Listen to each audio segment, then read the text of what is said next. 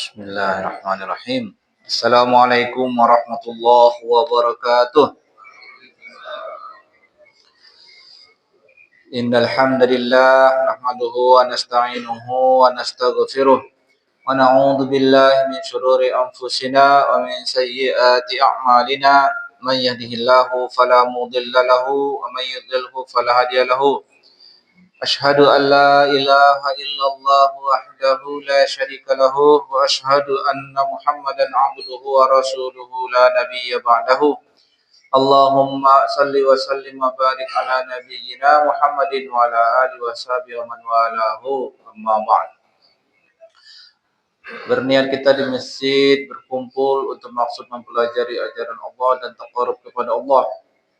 Dalam berita hadis disampaikan bahwa orang yang berkumpul di rumah-rumah Allah mempelajari ajaran Allah, Allah turunkan ke dalam hati mereka sakinah dan rahmah. Disertakan dengan mereka para malaikat dan disebut-sebut mereka di sisi Allah dengan kebaikan. Dan fadilah berikutnya, orang yang sudah menunaikan sholat subuh itu maka berada di dalam perlindungan Allah, fi zimmatillah, dalam jaminan Allah Subhanahu wa taala. Insyaallah masih ada durasi waktu hingga terbit matahari di hadapan kita 43 menit dan ditambah beberapa menit setelah itu kita meneruskan tadabbur ayat Al-Qur'an dari surah An-Nisa. Bulan yang lalu kita membahas ayat 91, 92, 93 yaitu fokus kepada ayat 92 dan 93 itu adalah hukum pidana pembunuhan atau menghilangkan nyawa orang lain, baik yang tidak terencana ataupun yang terencana. Bahwa hukuman pidana itu dalam syariah kita dipandang pidana itu karena melanggar hak Allah. Melanggar hak Allah. Jadi hak itu ada hak Allah, ada hak hamba. Kalau hak Allah dilanggar, maka jadilah pidana. Pidana itu ada dua. Ada yang ditetapkan hukumannya dalam teks ayat Al-Quran atau hadis. Ada yang tidak ditetapkan hukumannya. Yang ditetapkan hukumannya disebut had. Had. Pakai dal. Pakai huruf dal, ha dan dal. Had. Hukuman had itu mencakup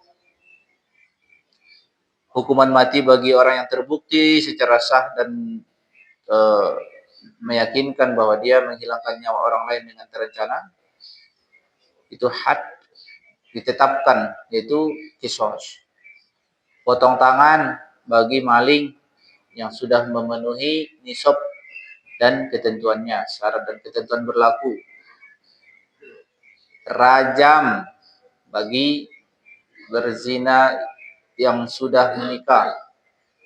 Dicambuk 100 kali bagi yang belum menikah. Dicambuk 80 kali bagi yang melaporkan perzinahan tanpa bukti dan saksi. Itu pidananya 80 kali cambuk.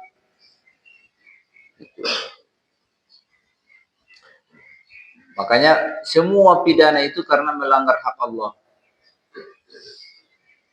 Melanggar hak Allah. Kalau melanggar hak manusia disebut perdata. Maksudnya, tapi kan kalau menghilangkannya orang lain bukannya itu melanggar hak manusia, bukan. Karena kenapa bukan zina misalnya? Kenapa zina melanggar hak Allah? Padahal mereka suka sama suka. Apa jawabannya? Karena badan kita ini properti milik Allah. Apapun yang dilakukan dengan badan ini harus menurut ketentuan Allah. Di luar ketentuannya maka melanggar hak Allah. Kalau hak manusia seperti apa contohnya? Nikah dan cerai. Ya kan? Nikah dan cerai. Bagi-bagi waris yang menyerobot hak jatah waris dia. Itu hak manusia itu. Nah, tapi kalau terjadi tindakan pemukulan, itu urusannya dengan badan itu. Itu berarti memasuki wilayah hak Allah itu.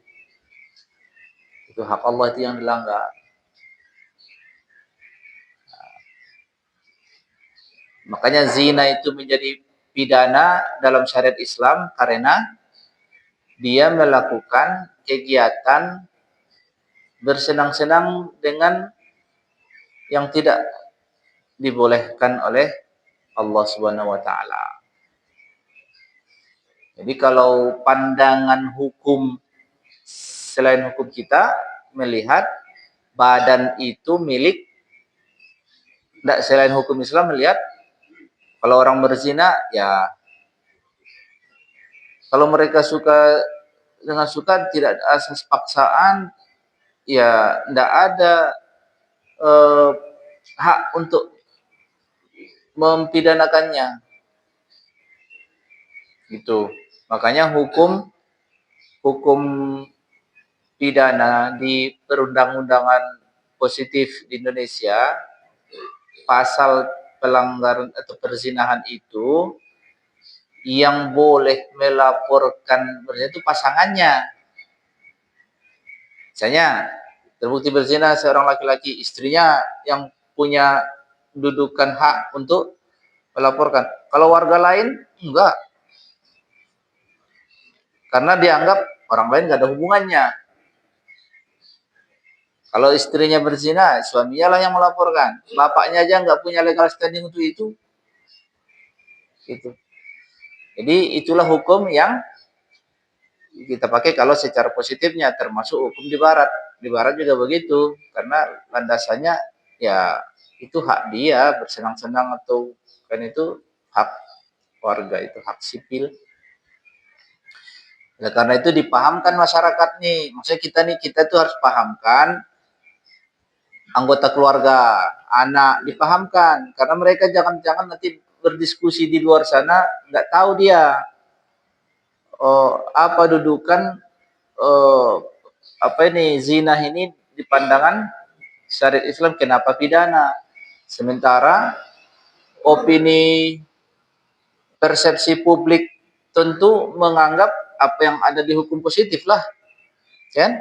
Di hukum positif dia tidak bisa dilaporkan, tidak bisa dipidanakan. Anak SMA sepasang yang pacaran hamil di luar nikah, nggak bisa dipidanakan. Kenapa? Satu, mereka nggak terikat nikah, gitu kan? Nggak ada ikatan nikah, pacaran doang. Lalu hamil, berarti ada perzinahan dong. Iya. Terus di mana pidananya? Dalam pandangan syariat hukum positif kita yang kita pakai ya nggak ada, karena mereka suka sama suka, nggak dipaksa, nggak bisa dihukum laki-laki, nggak bisa. Itu dengan hukum yang baru ini pun, KUHP yang baru yang sudah ini bisa dilaporkan, tetapi dengan norma bukan norma syariat, gitu kan? Dan bisa dipidanakan dua-duanya, laki dan perempuan. Gitu. Tapi kalau pandangan syariah itu, nah, karena melanggar hak Allah. Makanya kalau misalnya, Nah, ini juga bisa juga terjadi nih kalau menurut opini publik pasti begini. Misalnya nih, tadi kan salah satu ancaman hukuman pidana itu dicambuk 80 kali bagi orang yang melaporkan. Kalau ini khusus pasangannya berzina tapi dia tidak bisa punya saksi 4 orang. Mungkin dia yang melihatnya, tapi nggak punya saksi 4 orang. Maka yang terancam pidana siapa? Pelapor. Kalau orang nggak ngerti hukum, pasti dia bilang gini, oh ini mah hukum kesemena-menaan, yang bersalah siapa, masa yang dihukum yang melapor? Ya enggak? Itu nggak sih mungkin? Kan yang salah yang berzina, kenapa yang melapor yang dihukum? Gitu nggak sih? Iyalah, kesannya. Tapi hukum itu begitu bekerjanya. Bukan masalah kejadian kejahatan itu peristiwanya terjadi atau tidak terjadi. Kalau peristiwa hukum itu sifatnya ada saksi, ada bukti, kalau enggak ya udah kamu dianggap salah. Bukan berarti peristiwanya terjadi atau tidak, bisa saja kan dia melihat misalnya. Ya, dalam hukum syariah kita pun dalam hal bagian ini, inilah contohnya. Yang melapor malah yang dihukum. Karena tidak punya saksi. Dan Allah menagih untuk dieksekusinya terpidana zina minimal 4 saksi. Itu contoh pidana itu. Menghilangkan nyawa orang dengan berencana atau tidak berencana dimasuk berarti mengganggu hak Allah. Artinya melanggar hak Allah. Ayat 92 membahas hukum khusus menghilangkan nyawa orang tanpa berencana. Hukumannya ada, yaitu memerdekakan budak dan membayar diat. Dan diat nyawa itu dalam data hadis yang menjadi rujukan syariat Islam, hukum pidana ini, yaitu tarifnya, bandrolnya 100 ekor unta. 100 ekor unta. Diat nyawa 100 ekor unta. Praktek ini diterapkan di negara-negara yang mengadopsi syariat Islam. Bukan hanya di Arab, tetapi juga di Pakistan. Karena Pakistan itu dinyatakan sebagai negara Islam. Jadi di undang-undangnya disebutkan terkait masalah pidana menghilangkan nyawa. Baru di ayat 93 itu menghilangkan nyawa dengan terencana, ada kehendak dia, ada kesengajaan, ada perencanaan untuk menghilangkan nyawa orang lain karena zolim. Tentu bukan di dalam perang ya. Kalau perang itu tidak masuk dalam hukum ini. Kalau perang ya memang namanya perang. Di sini disebut ancamannya abadi di neraka. Nah, berarti tidak ada keampunannya memang. Di dunia dia dikisos, lalu di akhirat diancam abadi di Jahannam. Fajazauhu jahannamu khalidan fiha. Tuh. Nah, cuma apapun ancaman dosa, baik di dalam ancaman dosa yang diberitakan dalam ayat Al-Quran atau yang diberitakan dalam hadis, apapun ancaman dosanya, mau sehebat apapun, itu dengan catatan dia tidak taubat sebelum mati. Gitu ya. Apapun ancaman dosa, seberat apapun ancaman dosa, itu ada syarat dan ketentuan berlaku, yaitu selama dia tidak taubat sebelum mati. Berarti kalau ada orang membunuh banyak nyawa orang dengan terencana, nggak bisa ditangkap, nggak bisa dihukum dia, tapi dia sebelum mati sempat serius taubat. Pertanyaannya, berlakukah ancaman seperti disebut dalam ayat ini baginya, yaitu abadi di dalam jahanam? Jawabannya tidak, karena dia taubat. Wah, taubat. Iya, taubat itu menghindari seseorang dari ancaman hukuman di akhirat. Ancaman hukuman di akhirat aja. Kalau ancaman hukuman di dunia, ya tidak bisa. Kalau ada dia sudah terbukti membunuh, aku taubat sekarang menyesal, tidak bisa. Hukum tetap berlaku. Jadi tidak boleh hakim memaafkan itu. Ya, bukan hak hakim itu. Hakim itu hanya menegakkan hukum Allah saja. Gitu.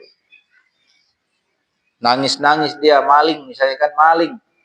Taubat, aku taubat, menyesal aku. Nah, kalau udah terjadi tindakan pidana ya diproses lah. Berzina juga begitu. Maling, membunuh, pidana. Jadi bukan wewenang hakim untuk menerima taubat si si terpidana ini. Itu urusan Allah. Kalau urusan menerima taubat itu urusan Allah. Tapi kalau di dunia, nah itu mau orangnya taubat atau tidak taubat, hukum tetap berproses sampai hakim memvonis, ketok palu dia, ini hukumannya. Nggak salah lah hakim tuh, ya, karena tugas hakim tidak untuk mewakili Tuhan di situ.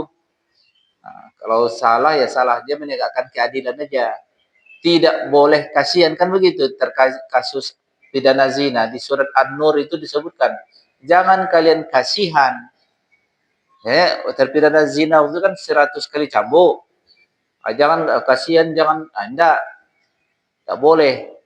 Nah, tapi kalau di akhirat di sisi Allah yang bersangkutan taubat, ya itu Allah Maha Pengampun. Kalau Allah Maha Pengampun, kenapa manusia yang menjadi hakim itu enggak juga Maha Pengampun, Ustaz? Hakim ini hamba Allah. Dia disuruh oleh Allah untuk menegakkan keadilan hukum Allah. Jadi bukan untuk mengampuni. Tuh. Itu ayat 93. Jadi semua dosa, bahkan dosa syirik, meskipun di Al-Quran disebut innallaha la yaghfiru ayyushraka bihi wa yaghfiru ma duna dzalika liman yasha. Allah tak mengampuni hamba yang mempersekutukan dia, maksudnya mempersekutukan Allah. Tapi dosa yang lain diampuni. Itu pun jika yang bersangkutan tidak taubat sebelum mati. Kalau dia pernah melakukan, dia orang musyrik tadinya. Musyrik dia, tapi taubat, artinya dia menjadi beriman yang benar, bertauhid yang benar, dia taubat, dia ya sudah, kemusyrikannya yang lama dianggap tidak ada karena sudah diampuni. Itu. Jadi di pengadilan nanti di akhirat, di pengadilan kita di akhirat itu, di hadapan Allah, yang sudah taubat sebelum mati, ya bisa saja dia nggak diperkarakan lagi. Kenapa? Karena dia sudah taubat sebelum mati. Ini nggak ada diperkarakan lagi, sudah. Nah, terus yang dia perkarakan di pengadilan Allah itu nanti yang tidak taubat sebelum mati. Yang tidak taubat sebelum mati ini ada dua kemungkinan. Ada yang Allah ampuni lagi, udah nggak taubat, tapi diampuni bisa, bisa Allah. Yang tak diampuninya kan syirik doang. Kalau dosanya yang lain diampuni, walaupun dia belum taubat, masih ada potensi maksudnya. Terserah Allah. Fayaghfiru liman yasha wa yu'adzibu may yasha. Dua kemungkinan. Allah hukum atau Allah ampuni. Itu hak prerogatif Allah lah. Tapi kalau dibilang tidak mungkin dia ampuni, jangan.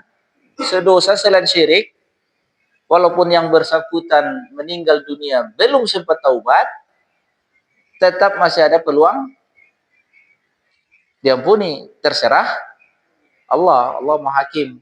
Dia jurinya. Nah, dengan alasan apa ya Allah lah yang lebih tahu pokoknya. Gitu. Tapi peluang keampunan itu tetap ada.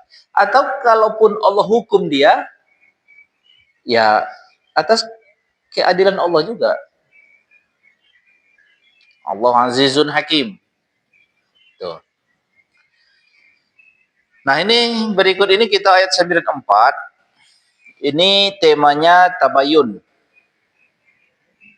Jangan sampai sembrono. Apalagi terkait menghilangkan nyawa orang.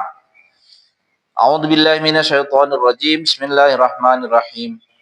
Ya ayyuhalladzina amanu idza darabtum fi sabilillahi fatabayyanu wa la taqulu liman alqa ilaikumus salama lasta mu'minan tabtaghuna aradal hayatid dunya fa indallahi maghanimu katsirah kadzalika kuntum min qablu famannallahu 'alaikum fatabayyanu innallaha kana bima ta'maluna khabira.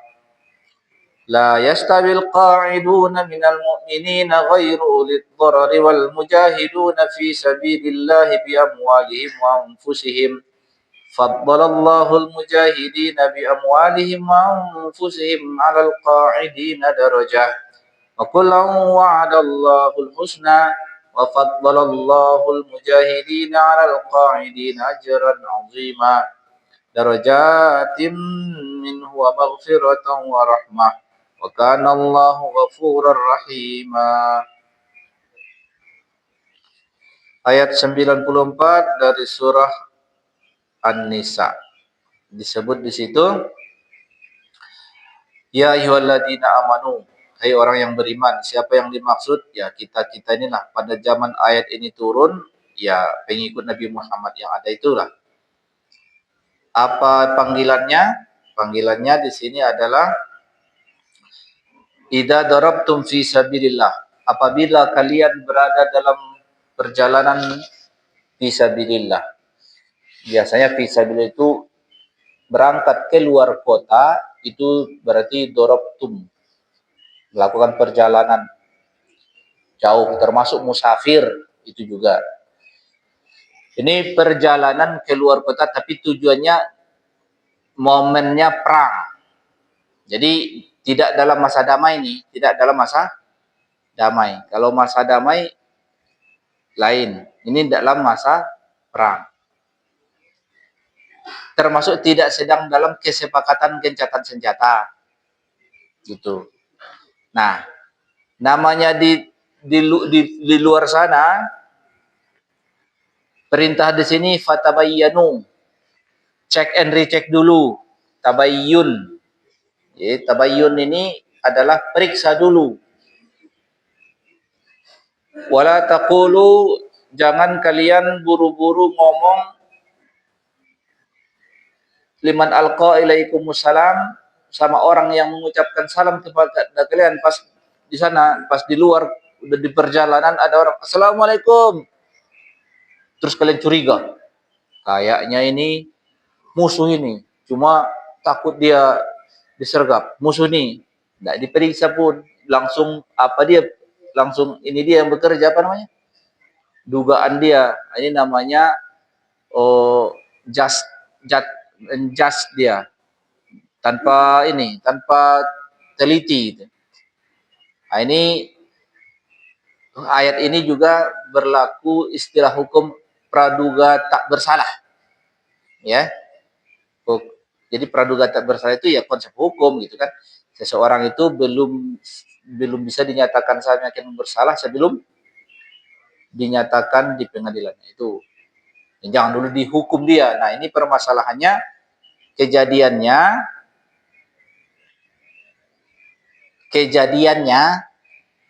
ada warga disebut di sini. Ayat ini turun di tafsir jalan disebut turun ayat ini latar belakangnya adalah ada rombongan berangkat dari Madinah. Atas perintah, kalau Nabi perintah namanya Sariyah biasanya. Sariyah itu pokoknya rombongan berangkat keluar dari Madinah. Tujuannya kemana? Ke desa A, desa B, pokoknya ada tujuannya. Biasanya bisa karena perang atau dan lain-lain. Ada sekumpulan sahabat diperintahkan berangkat dari Madinah. Ada di tengah jalan ketemu dengan warga dari suku Bani Sulaim. Bapak ini sedang membawa ternaknya. Lalu bapak yang bawa ternak ini melihat rombongan sahabat nih. Ya, Assalamualaikum. Ini warga nih nggak kenal. Lalu adalah yang berkomentar di rombongan sahabat nih. Dia ini mengucap salam karena menghindari biar nggak kita bunuh aja itu. Jadi ternyata di rombongan ini ada potensi arogan.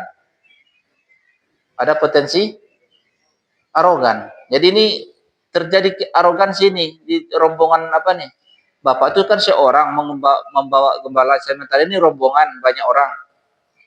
Nah, langsung ditafsirkan orang tua aja. Ini bapak nih mengucapkan salam karena bersembunyi nih, artinya dia mencari aman ini.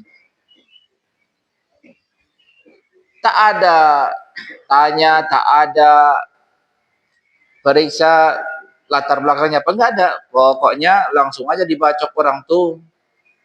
Terus mereka bawa ternaknya.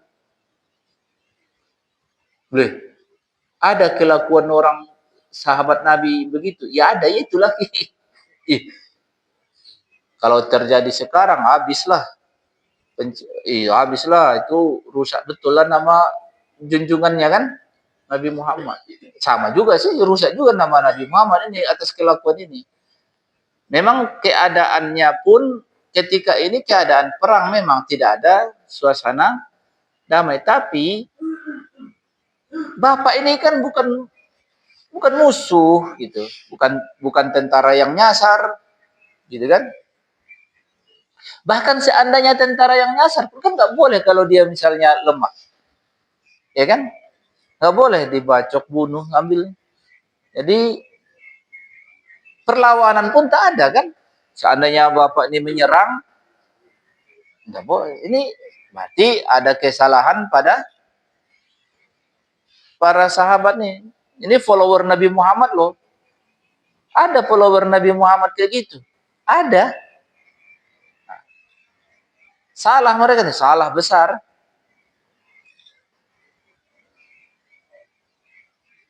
Jadi kalau kejadian-kejadian kayak gitu gimana lah para sahabat ini biasanya?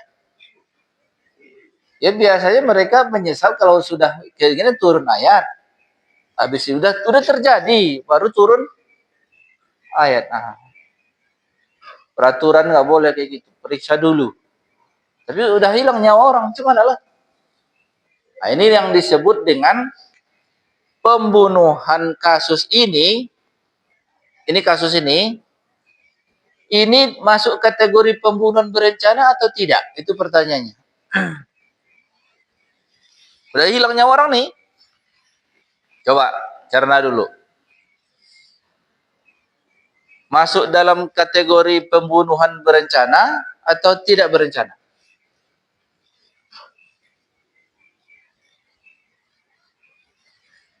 Ketemu di sana, dibacok orang tuh bapak tuh.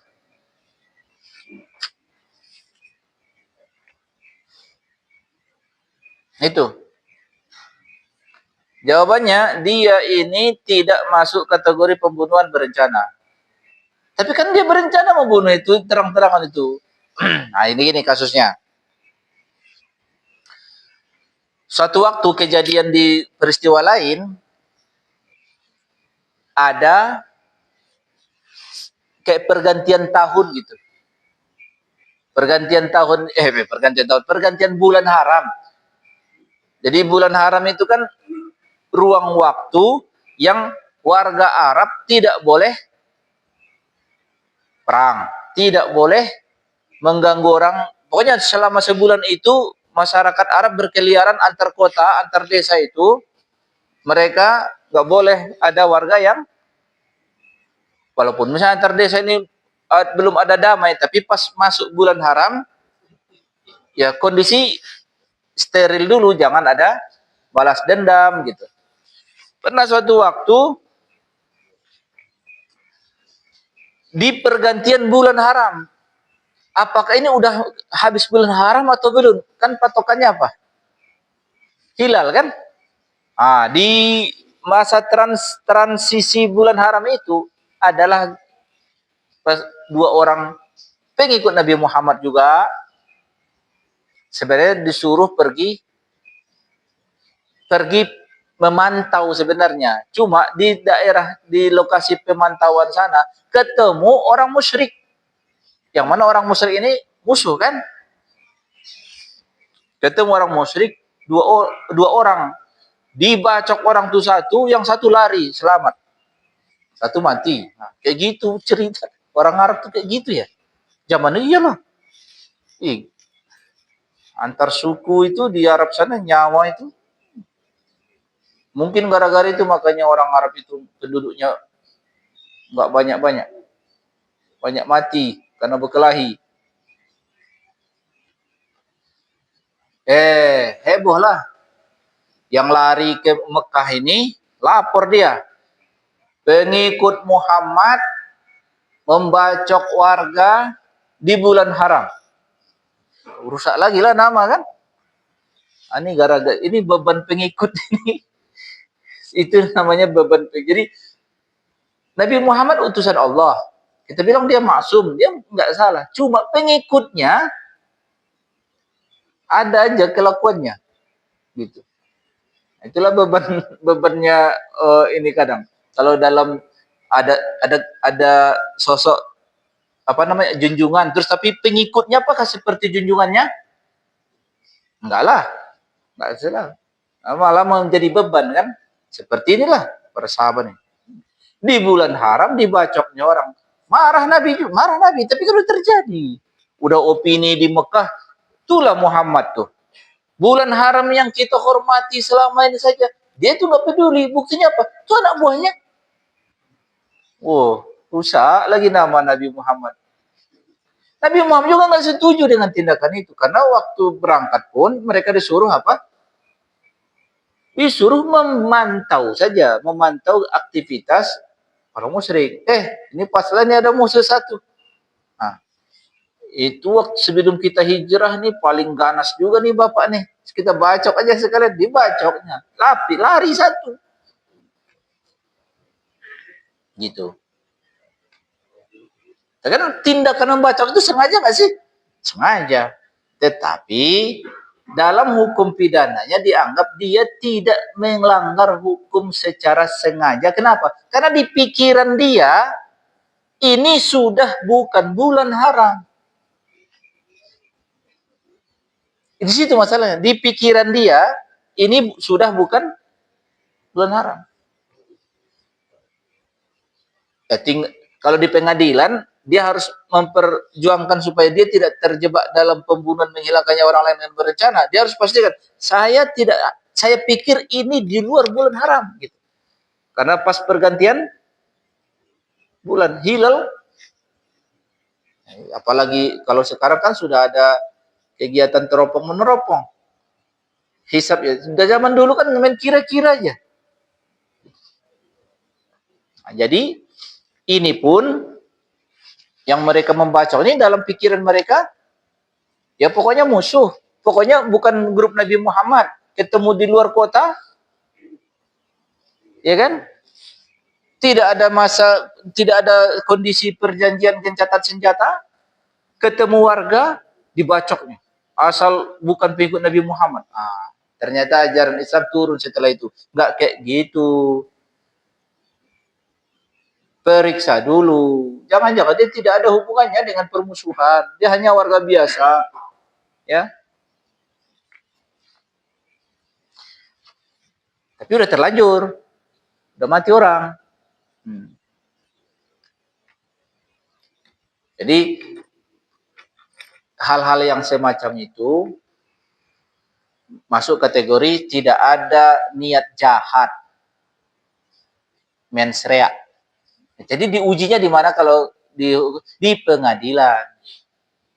Makanya kadang pengadilan itu berlarut-larut gara-gara ingin mengejar. Ada nggak nampak di situ ada niat jahat, ya. Makanya pentingnya pengadilan itu diuji. Nah, dalam proses berpengadilan itu sudah tabayun berarti.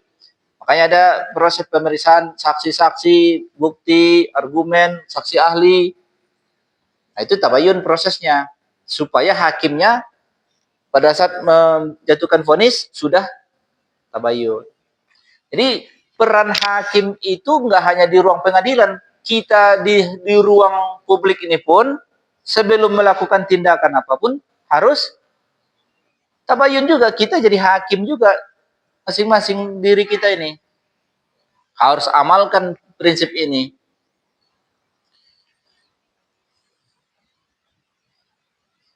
Apalagi di sini disindir kan. Orang yang mengucapkan salam terus kalian bilang engkau bukan orang beriman hanya karena ingin mengincar harta dunia. Karena dia mak banyak kambingnya bapak nih. pas pula banyak, pas pula banyak kambingnya nih. Cuan ini. Jadi memang orang Arab tuh urusan nyawa di masa itu. Ini kan mereka masih baru Islamnya nih. Islam juga masih ajaran juga belum begitu. Bahwa penghormatan terhadap nyawa itu nyaris tak ada kan dalam tradisi mereka. Adanya dendam aja. Dia bunuh keluarga, gue bunuh tanpa pokoknya bunuh gitu aja. Jadi ketika melihat udah musuhan, jadi orang Arab tuh kalau sudah musuhan, nah gitu deh. Kalau sudah musuhan, nah ada cerita timbang-timbang dulu. Itulah budaya orang tuh, budaya berkelahi, budaya perang. Orang Arab tuh sebelum Islam, kalau disebut dalam Al-Quran tuh, mereka ini udah hampir kecebur ke neraka gara-gara tak pernah bersatu. Orang Arab tuh nggak pernah bersatu. Nah, mereka bersatu setelah Islam, itu pun ikatannya bukan suku. Ikatannya sama-sama pengikut Nabi Muhammad. Nah, yang sebelumnya model ikatan kayak gitu nggak ada di Arab itu. Adanya ikatan suku, ikatan marga, udah nggak ada. Nah, setelah Nabi Muhammad hadir di tengah masyarakat orang Arab itu, adalah model ikatan baru. Innamal mu'minuna ikhwah. Sesama orang beriman adalah bersaudara. Nah, jadilah ada ikatan baru di masyarakat. Kalau enggak, mereka bunuh-bunuhan aja gitu. Dan dendam. Sebenarnya sampai sekarang.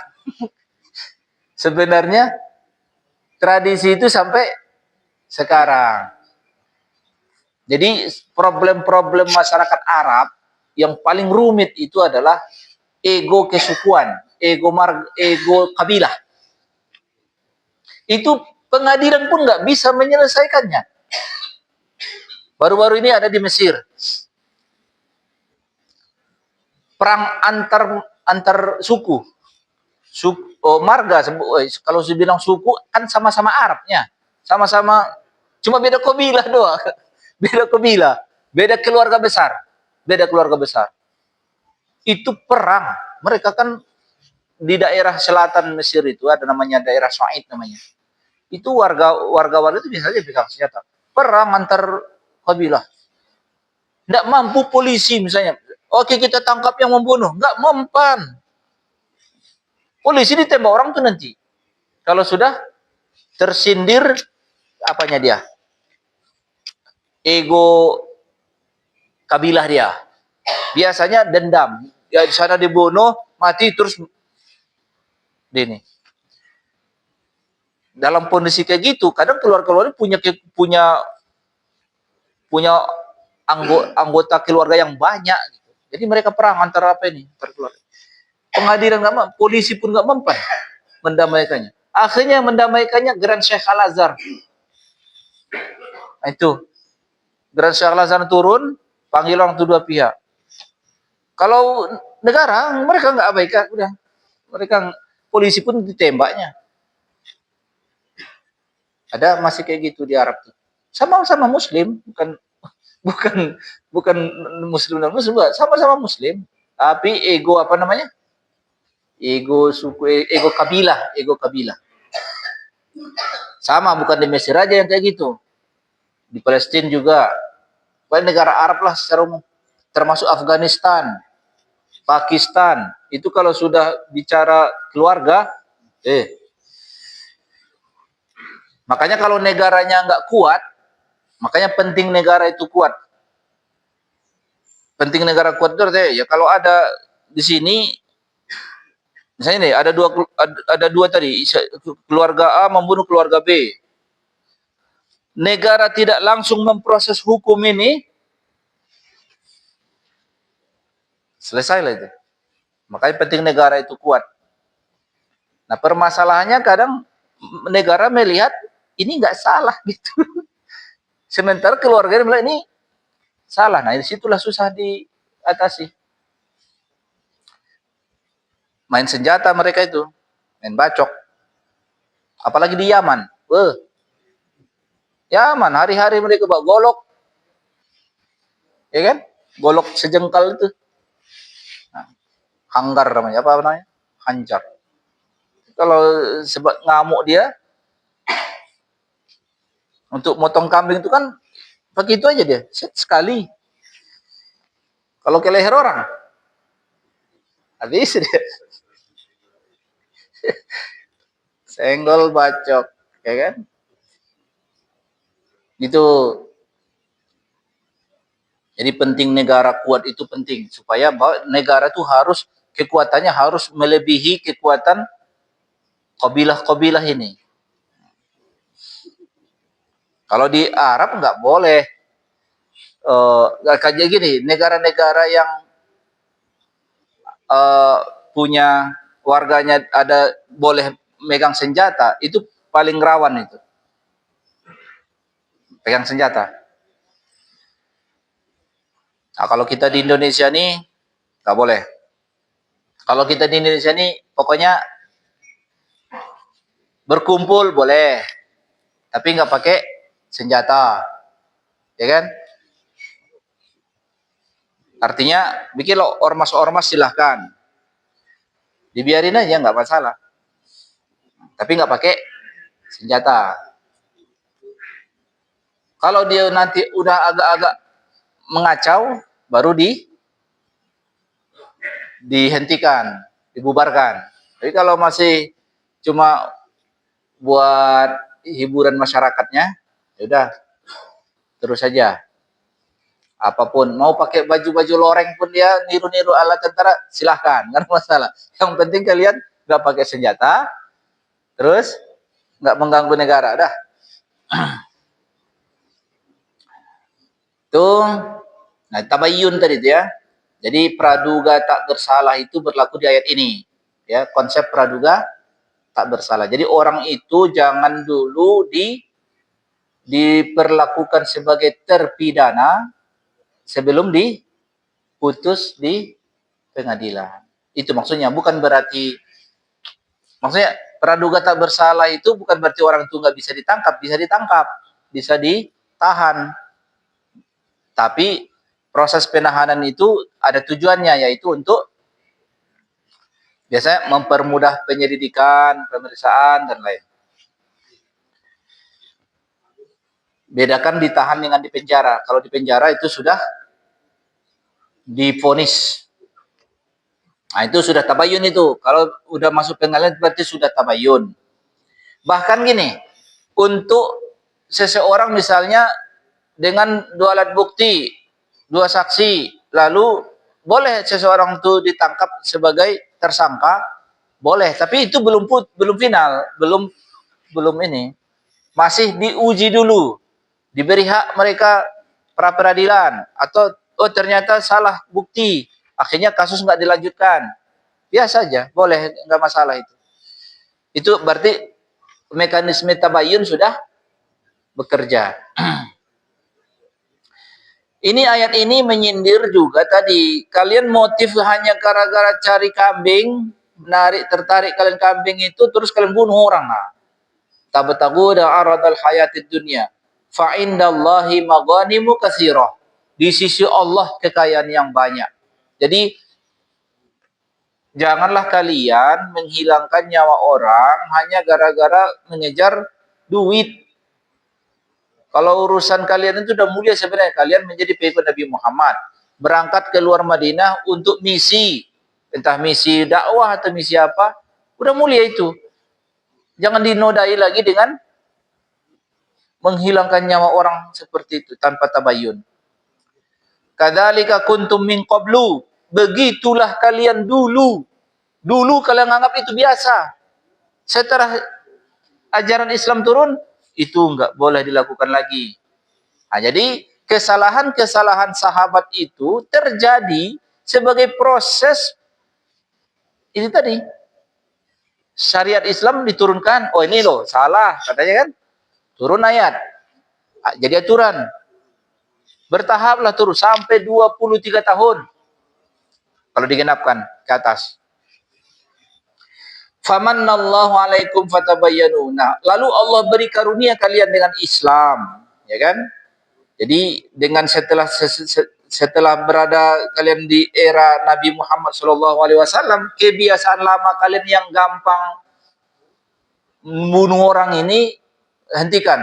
Bikin dulu proses periksa dulu, tabayyun dulu. Nah, kadzalika kuntum min qablu, itulah dulu kalian, fatabayyanu. Nah, sekarang innallaha kana bima ta'maluna khabira.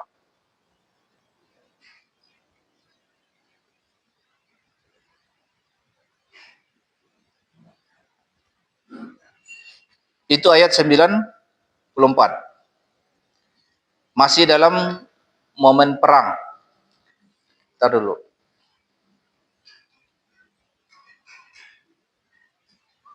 Tapi kalau ada yang mau ditanyakan bolehlah. Sambil menunggu waktu isyraq. Ada yang mau tanyakan? Terkait apa ini? Tabayyun ini.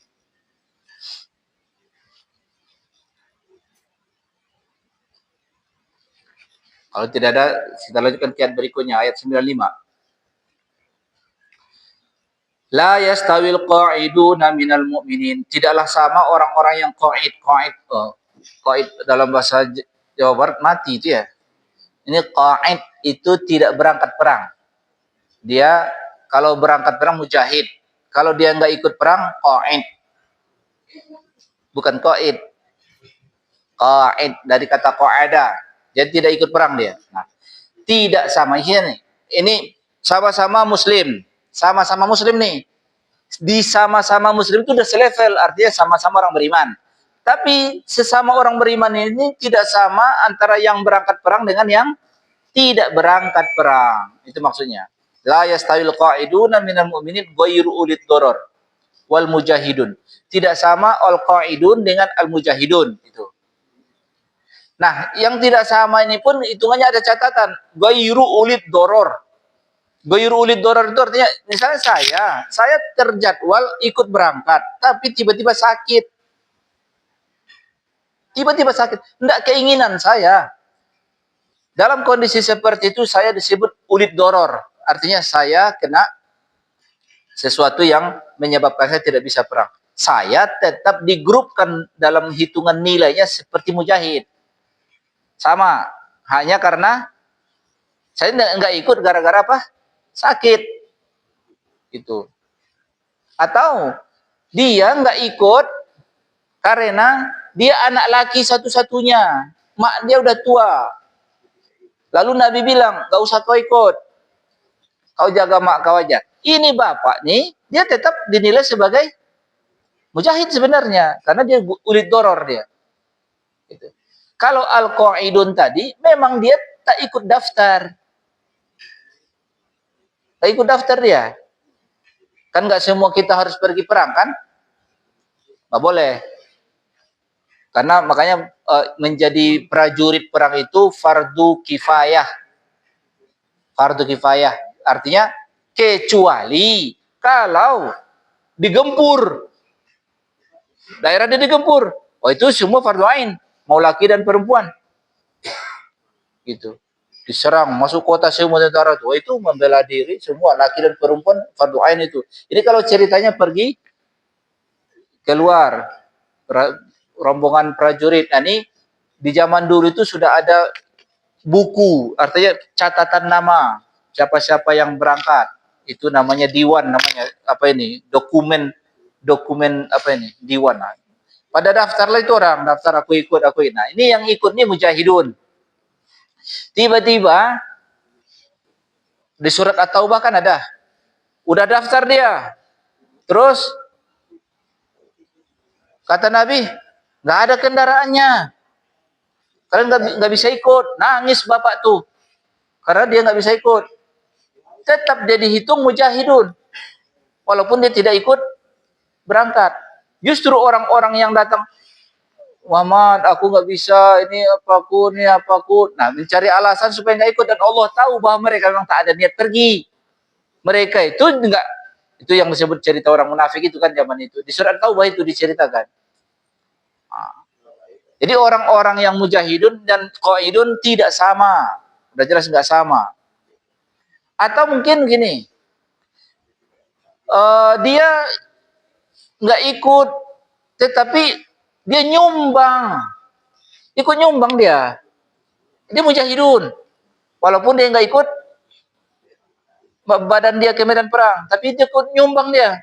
Di amwalihim. Gitu. Jadi kalau ingin dalam grup yang mujahidun, peluangnya itu tadi, daftar atau ikut nyumbang. Karena apa? Faddalallahu mujahidina bi amwalihim wa anfusihim 'alal qa'idin darajah. Allah lebihkan. Jadi disitulah Allah melebihkan antar hambanya. Sama-sama beriman nih, sama-sama beriman. Tetapi di antara yang sama-sama beriman ini ada juga lagi yang Allah lebihkan. Salah satu peluangnya daftar jadi mujahidun atau ikut menyumbang. Yang tidak ikut perang selain karena mungkin dia udah uzur atau mungkin dia atau memang dia nggak berani gitu, nggak berani ikut gitu. Ya sudah, dia tetap dihargai sebagai muslimnya, mukminnya dihargai, dia imannya itu dihargai, gitu. Jadi jangan nanti melihat pelajarannya buat kita apa ini? Pelajarannya buat kita bahwa seseorang menjadi pengikut Nabi Muhammad itu sudah sesuatu banget, gitu loh. Sesuatu banget itu dah. Seseorang sudah menjadi pengikut Nabi Muhammad. Bahwa dia sudah pengikut Nabi, tapi ini untuk perjuangan ini nggak ikut. Perjuangan ini dia nggak ikut. Nah, jangan direndah-rendahkan kali dia. Dia masih pengikut Nabi Muhammad. Karena disebut wa kullan wa'adallahul husna. Masing-masing yang nggak ikut perang dan yang ikut perang itu tetap dijanjikan surga. Al-husna di situ dimaknai adalah dijanjikan dengan surga mereka. Karena dari mana orang yang tak ikut perang dijanjikan surga? Apa? Karena dia pengikut Nabi Muhammad. Gitu. Wa faddalallahu al-mujahidin 'alal qa'idin ajran 'azima, dan Allah lebihkan mujahidin dibanding al-qa'idin. Bedanya jauh sekali, ajran 'azima. Ini ayat motivasi lah. Ayat ini untuk memotivasi setiap orang yang beriman. Jadi ikutlah dalam perjuangan sebagai mujahid, berjuangkan agama Allah ini. Nah, terus kalau tema-tema jihadnya sendiri ya, kalau perang, namanya perang, ingat. Kalau perang itu harus ada imamnya. Nggak boleh nggak ada imamnya. Namanya jihad harus ada imamnya. Terus siapa yang memutuskan perang? Kepala negara. Jadi kita nih, kecuali kepala negara nggak ada, nah, itu baru. Tapi kalau selama kepala negara masih ada, maka dialah yang memutuskan jihad. Dia menetapkan perang atau tidak perang. Darajatim minhu wa maghfiratan wa rahmah wa kana Allahu ghafurur rahima. Diulangi lagi kelebihannya itu. Kelebihannya adalah berlapis-lapis derajatnya. Plus mendapat keampunan dan mendapat rahmat. Nah, ini yang mahal nih. Ini yang disebut bahwa orang yang valid ikut jihad fisabilillah dihapuskan segala dosanya sejahat apapun dia. Termasuk apapun dosanya, mau zina kek, mau membunuh kek, mau maling kek. Itu kalah semua dosa itu disebabkan oleh keikutsertaannya dalam jihad fisabilillah. Itulah besarnya pahala jihad itu. Top level amal soleh. Jadi kalau amal soleh paling tinggi itu jihad. Jihad, nggak ada. Nggak ada di atas itu lagi. Karena dia dapat maghfirah. Yang dulu udah akan datang. Kalau masih panjang umur dia setelah perang tuh masih disikat dosa-dosa dia itu amal jihad dia. Segitu. Makanya veteran Badar itu kata Rasul, kalian itu tinggal masuk surga aja. Terserah kalian hidupnya udah. Kalian tinggal masuk surga aja. Begitu ya.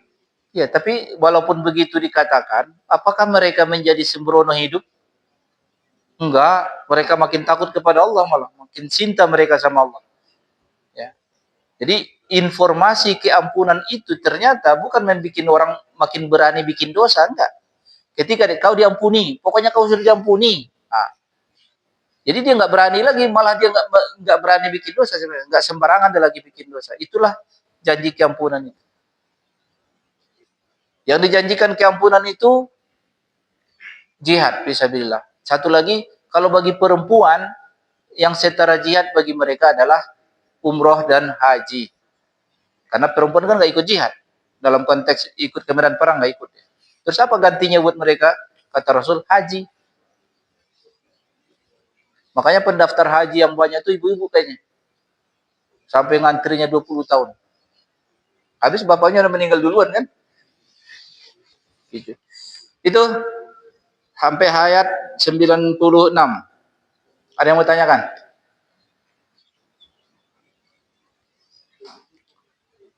Kita masih banyak waktu nih menjelang surat Isyraq nih. Ya. Mujahid. Tentara itulah. Tentara kita itulah.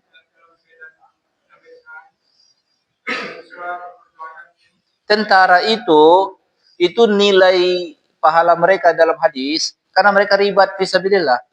Mereka harus standby kan? Nah, jadi pahala tentara itu besar. Bapak pensiun duluan sih. Tapi pahala ribat fisabilillah itu besar sekali. Karena mereka kan masalah perang ini kan nggak keinginan kita atas dasar ini kan keadaan yang maksa atau sama perintah imam kan? Maka kalau ditanya ada nggak mujahid itu sekarang? Ya tentara itu. Jadi tentara-tentara kita yang muslim itu doktrinnya mereka sebagai mujahid. Mereka terikat perang fisabilillah mereka. Karena mereka karena tentara, mereka nggak boleh berbisnis kan?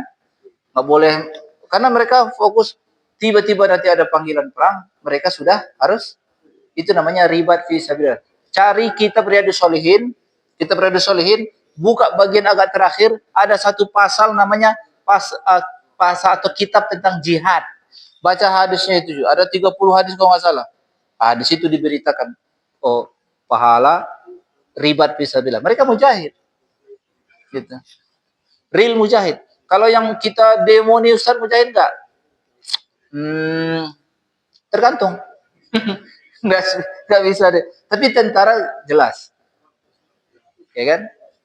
Nah, adapun dai apa segala itu Ya ditempelkan kata mujaz sebagai majaz, tidak sebagai hakiki. Ya. Oh, tapi kan mereka juga memperjuangkan agama Allah, Ustaz, dengan lisannya, dengan iya, tapi majaz itu bukan hakiki. Artinya pahala jihad itu di tentara itu. Nggak enak loh jadi tentara itu, gajinya nggak besar, ya kan? Harus nurut sama atasan. Iya kalau atasannya enak, kalau atasnya nggak enak, harus nurut juga, ya kan? Nggak enak sebenarnya. Jadi pengorbanan mereka itu wajar dikasih pahala yang besar itu, ya.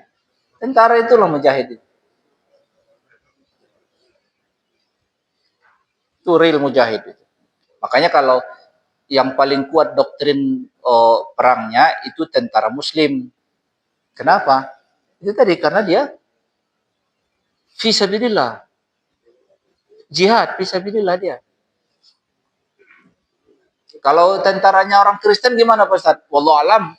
Tanya pendeta dia, bagaimana posisi tentara dalam uh, ajaran mereka. Tapi dalam ajaran kita, tentara itu mulia sekali di sisi Allah karena memperjuangkan, mengamankan dan fisabilillahnya dari mana? Tapi kan negara Indonesia bukan negara Islam. Fisabilillah itu karena memperjuangkan kepentingan umat yang banyak nih, ha. Nyawa kita yang dilindungi, kepentingan hidup kita di Muslim. Kan pemilik saham terbesar negara ini kan umat Nabi Muhammad. Tentu kepentingan terbesarnya pun kepentingan umat Nabi Muhammad. Jangan abaikan itu. Ya, pemilik saham terbesarnya umat Nabi Muhammad ini. Jadi kita ini yang paling berkepentingan untuk menjaga negara ini. Karena kita di sini. Ini kepentingan kita di sini, hidup kita di sini. Nah, di situ masuk akses fisabilillahnya. Kalau polisi sama nggak usah dengan tentara? Beda. Kalau polisi itu penegak hukum. Ya, mereka penegak amar ma'ruf nahi mungkar kalau dalam syariah. Nangkapin orang yang bersalah dan gitu kan. Nah, kalau tentara enggak, dia fokus untuk keamanan. Dan mereka harus selalu berpikir untuk keamanan kita. Ya. Latihan mereka. Kalau nggak latihan, macam mana nanti pas tiba-tiba perang? Ya. Jadi biaya yang dikeluarkan untuk ini semua harta fisabilillah dari negara itu. Makanya kalau Bapak bayar pajak, tuh niat sedekah aja. Karena Bapak tak bayar pun enggak mau, Bapak tetap harus bayar kan? Apalagi pegawai, potong udah. Niat sedekah aja udah. Karena sebagian dari itu untuk apa? Beli senjata, kebutuhan keamanan kita, gaji tentara. Nah, ikut Bapak berniat fisabilillah, nyumbang kan? Ikut nyumbang untuk fisabilillah. Daripada Bapak mikir bayar pajak lagi. Memang uang itu harus keluar gitu kan, ya udah niat sedekah aja. Kayak bayar BPJS juga, niat sedekah aja. Ya kan? Kalau nggak niat sedekah, sayang. Kenapa? Uang itu nanti untuk banyak orang berobat. Gitu. Ada yang tanya lagi? Ya.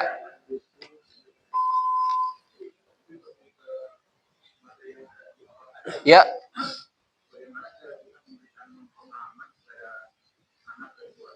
Oh, hak Allah tadi.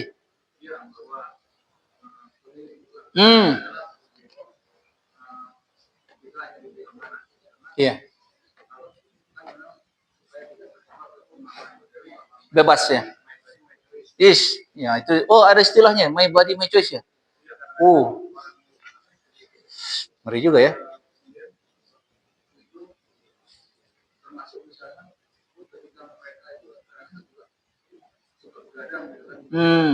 Ya. Merusak badan dia. Betul. Ya ini. Zolim kita itu pada badan. Jadi melanggar hak Allah jadinya. Makanya minum khamar itu kenapa pidana dalam syariat Islam?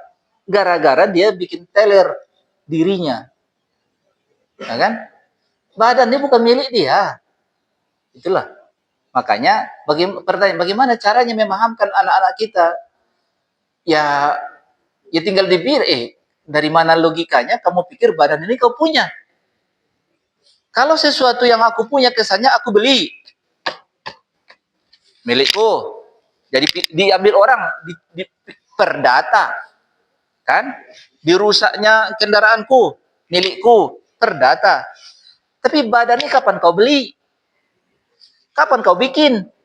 Kalau memang kau rasa kau yang bikin. Kalau aku bikin sesuatu, punyaku kan? Dirusak orang, melanggar hakku. Tapi badan kapan ku bikin? Oh, orang tua aku yang bikin. Gak pernah juga orang tua kau bikin itu. Jadi, tidak ada alasan logisnya. Kalaupun anak ini mendebat kita misalnya, kapan menjadi milikmu itu? Ya kan? Siapa yang ngasih? Nggak ada yang ngasih. Itu tetap milik Allah. Jadi sebenarnya tinggal itu aja, tinggal dibilang, badan ini bukan propertimu, ini properti Allah. Kenapa tato itu haram, Ustaz? Kan mau nulis-nulis badan-badan dia, misalnya kan gitu. Itu gara-gara kau pikir itu badan kau punya. Masalah itu masalahnya. Coba, berarti dari awal udah salah persepsi, salah ini tadi, basicnya udah salah kan? Oh, coret itu. Salah kau memahami. Badan itu punya Allah. Mau kau apain dengan badan itu? Tanya yang punya badan.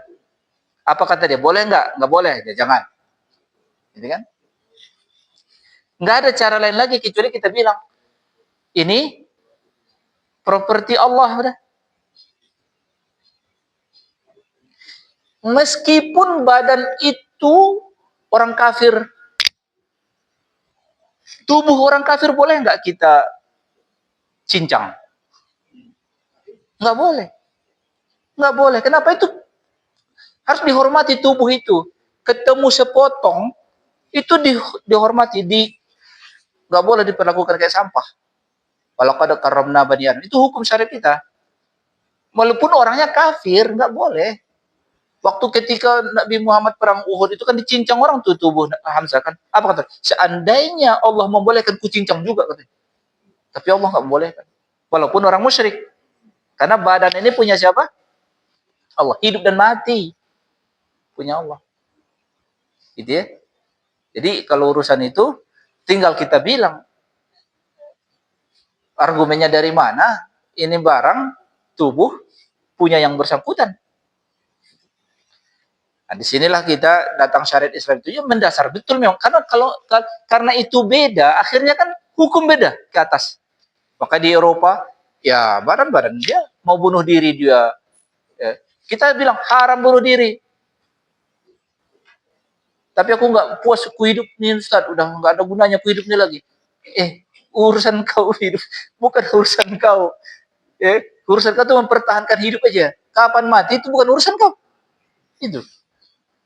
Jadi harus dibilang tubuh ini properti Allah. Dari hal yang terkecil lah. Ya kan? Hal yang terkecil. Kenapa kalau itu milik Allah Ustaz, kenapa dipotong alat kelaminnya laki-laki? Itu karena syariahnya begitu. Ya kan? Karena syariahnya begitu.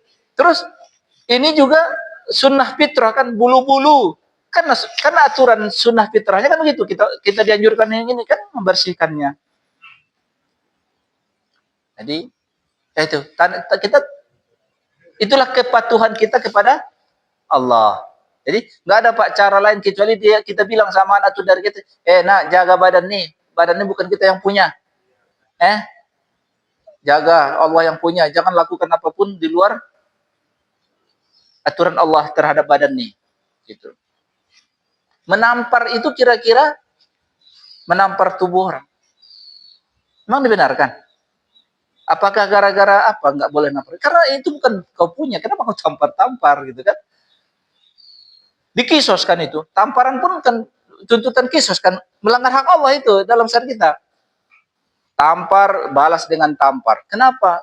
Itu bukan perdata. Itu kisos. Kecuali yang bersangkutan memaafkan. Berubah dari pidana ke perdata. Hanya syariat Islam yang mengatur itu. Bisa berubah dari pidana ke perdata. Itu hanya syariat Islam. Syariat lain nggak ada. Tampar. Hakmu apa? Tampar balik. Kecuali yang bersangkutan. Berarti kalau dia memakan jadi perdata dong. Atau misalnya, aku kau lukai, kau tonjok, bengkak, apa saja, aku ganti rugi. Berubah tadi, hukum asalnya apa? Tonjok balik kan. Bikin bengkak lagi. Tapi kan gimana ngukur supaya setara kan gitu. Udah, peluangmu ada memaafkan. Kalau memaafkan kau berhak ganti rugi, boleh. Nah, pada saat ganti rugi itu berubah jadi apa? Perdata. Gitu.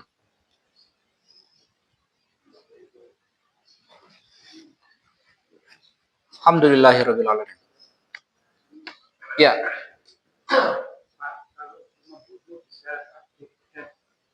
Di